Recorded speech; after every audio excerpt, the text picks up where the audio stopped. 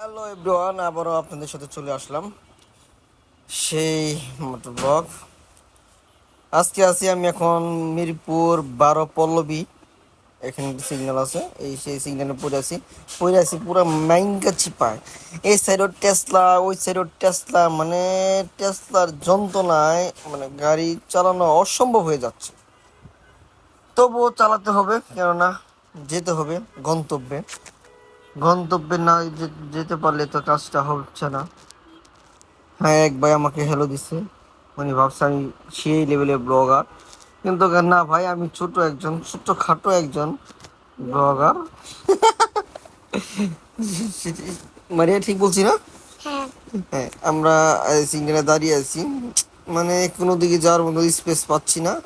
Wait করতেছি সিগন্যালটা কখন ছাড়বে আমার ট্রাফিক মামা, আর আমি চলে যাব পাংখার গতিতে সেই গন্তব্যে। কাজ হচ্ছে না, কিন্তু চিপা চাপা বিছে পাইতেছি না যে যাব চলে আনাগোনা হয়ে। তবু বসে আছি অপেক্ষায়, কখন ছেড়ে দিবে। আমি বসে আছি তো আছি, ট্রাফিক মামার কিন্তু নাই খবর। ট্রাফিক মামায় ঘুমাইতেছে নাকি কি করতেছে আল্লাহ জানে। ওনারা যাইতেছে, আমরাই খালি দাঁড়াই আছি, ওয়েট করি। সবুরের ফল মিষ্টি হয়, এটা সবাই জানেন। দেখা যাক কি হয়, ওয়েট করতেছি। ইনশাল্লাহ ট্রাফিক মামা আমাকে দয়া করবে। অবশেষে ট্রাফিক মামাকে আমাদের যেতে বলছেন, আমরা সে দ্রুত গতিতে আবার ট্রাফিক সিগন্যাল পার হয়ে চলে যাচ্ছি, আঁকা বাঁকা হয়ে।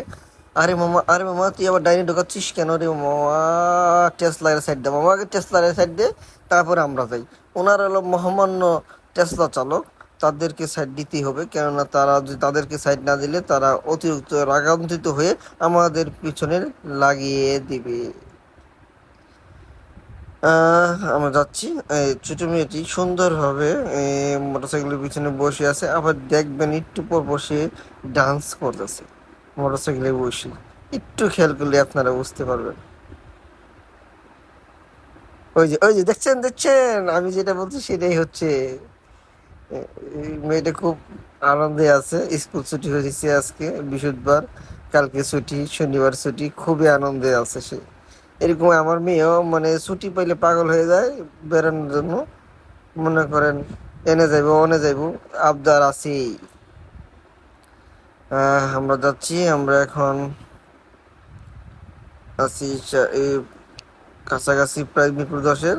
ওইখানে একটা সিগন্যাল পড়বো, মামার সাইড দাও আমি চলে যাই, আমাকে আটকেও না, আমি যাচ্ছি।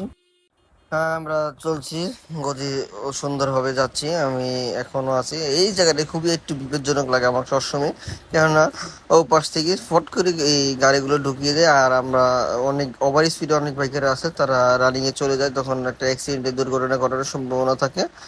এই জন্য এই জায়গাটা সবাই আমরা সবসময় সতর্ক অবস্থানে থাকবো, কেননা এই কাটা ক্রসিং জায়গাগুলো খুবই সতর্ক থাকাটাও বেটার। এগুলো থেকে মাঝে মাঝেই দেখবেন যারা টেসলা চালক তারা হুটহাট করে গাড়িটা ডানে বামে ঢুকিয়ে দিবে। অবস্থা আমাদের জন্য খুবই কষ্টকর হয়ে যায়। এই জায়গাটা সবাই একটু সীমিত, ওভার স্পিডে থাকবেন না কখনোই। এখানে ভালোভাবে চালালে এই জিনিসটা করা যায়। আমরা এখন আছি কাজীপাড়া, কাজীপাড়া পার্ক হচ্ছি।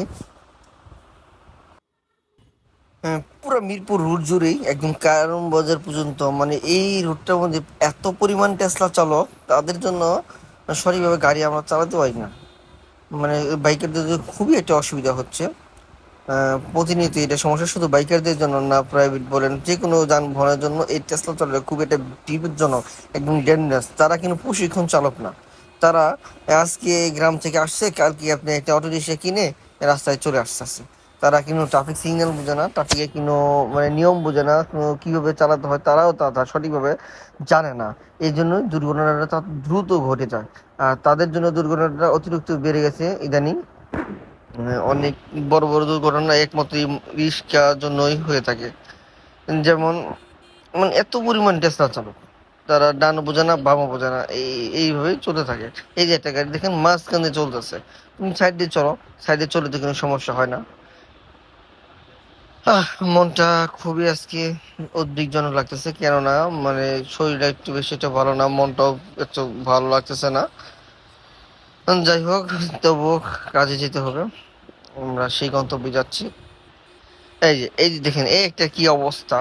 এই যে মামা, তুমি এমন ভাবে ঢুকে দিলে যে এই মোটরসাইকেলে যাচ্ছে, একটু ওভার স্পিড থাকলে তো তিনি একদম দুর্ঘটনাটা ঘটে যেত এখনই। তাকে সতর্ক করে বললাম যে এভাবে মামা কখনোই ঘোরানো যাবে না, একটু দেখে শুনে গাড়িটা ঘোরানো দরকার। এভাবে চলে যাচ্ছি আমার সেই গন্তব্যে। আল্লাহ হাফেজ, আজকে এ পর্যন্তই।